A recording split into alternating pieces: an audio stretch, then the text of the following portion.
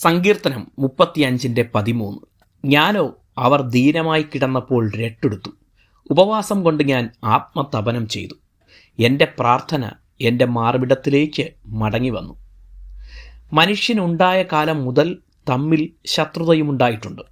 ഭൂമിയിലെ ആദ്യത്തെ ശത്രുതയും പകയും ഉണ്ടായത് സഹോദരന്മാർ തമ്മിലായിരുന്നു. അത് ഒരുവൻ്റെ കൊലപാതകത്തിൽ കലാശിക്കുകയും ചെയ്തു.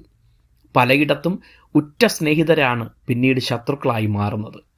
അസൂയയും ഒരാളുടെ മേൽ മറ്റൊരാൾക്ക് തോന്നുന്ന അമിതമായ അവകാശബോധവും സംശയവുമൊക്കെ ശത്രുതയിലേക്ക് നയിക്കാറുണ്ട്.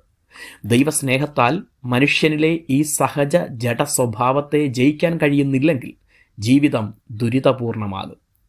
ഏറ്റവും അധികം ഉപകാരം ചെയ്ത വ്യക്തി ശത്രുവായി മാറുമ്പോഴാണ് മൃഗത്തെക്കാളും അധപ്പതിച്ച സ്ഥിതി ഉണ്ടാവുന്നത്.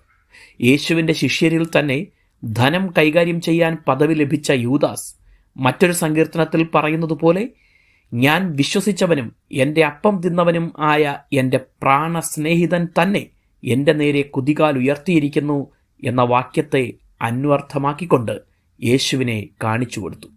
അതുപോലുള്ള സംഭവങ്ങൾ മനുഷ്യകുലത്തിനാകെ അപമാനമാണ്.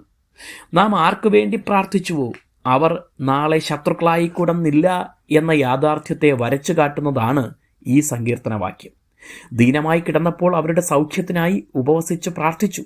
രോഗത്തിൻ്റെ കഠിനത തിരിച്ചറിഞ്ഞപ്പോൾ ഉണ്ടായ തീക്ഷ്ണമായ ഹൃദയഭാരത്തിൽ നിന്നാണ് ഇതുണ്ടായത്. അത്രമേൽ സ്നേഹിച്ച് കരുതിയവർ ഇന്ന് സുഖത്തോടെ സമാധാനത്തോടെ ജീവിക്കുമ്പോൾ പഴയ കാര്യങ്ങളെല്ലാം മറന്ന് ശത്രുവായി നിന്ന് പല വിധത്തിലും ഉപദ്രവിക്കാനും അപായപ്പെടുത്താനും ശ്രമിക്കുന്ന ഏറ്റവും മോശമായ അവസ്ഥയാണ്.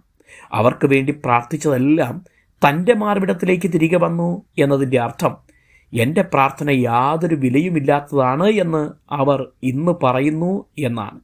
ആകയാൽ നാം ആരിൽ നിന്നും നല്ലത് തിരികെ ലഭിക്കുമെന്ന് പ്രതീക്ഷിച്ച് അല്ല പ്രാർത്ഥിക്കേണ്ടത്. നമ്മുടെ ഉത്തരവാദിത്തവും ദൗത്യവുമാണ് അത് എന്ന് ഗ്രഹിച്ച് പ്രാർത്ഥിക്കുക. God bless you.